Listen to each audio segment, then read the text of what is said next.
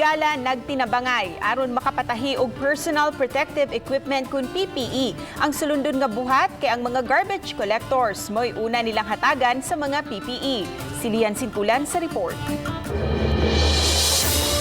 Nagsugod lang ang tanan, dihang nagplano ang mag-high school barkada sa paghatag og mga hinabang sa labing nanginahanglan. Usa niini mao ang pag-apod-apod og mga relief packs sa mga tawo nga ila makit-an sa kadalanan. Nagkadugay, nagkadaghan na ang nakipag-alayon kanila o gani nagtukod na gyud sila og usa ka grupo. Maunang karon, usa na sa ilang mga prioridad ang pagpahimo og mga suit alang sa mga garbage collectors.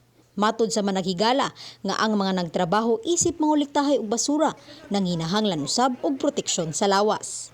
Sa ato mga prioridad ang mga garbage collectors karon sa ato ang bag-o nga advocacy kay tungod ganahan ta nga mas maka-feel sila nga secured o protected sila sa ilahang panrabaho.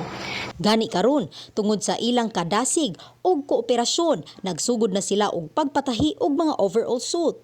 Plano nila kini ipanghatag alang sa mga garbage collectors sa dakbayan sa Talisay ug dayon sa nagkalain-laing dapit sa Sugbo.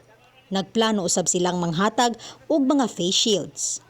Well, for us, garbage collectors are also frontliners. They are at risk for infection just to keep our homes and our community clean.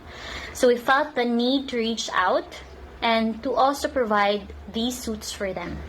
Matod pa nga mapagamay man o mapadako, di gayud usika nila ang kahigayunan nga makatabang. Lian Singkulan, Balitang Bista.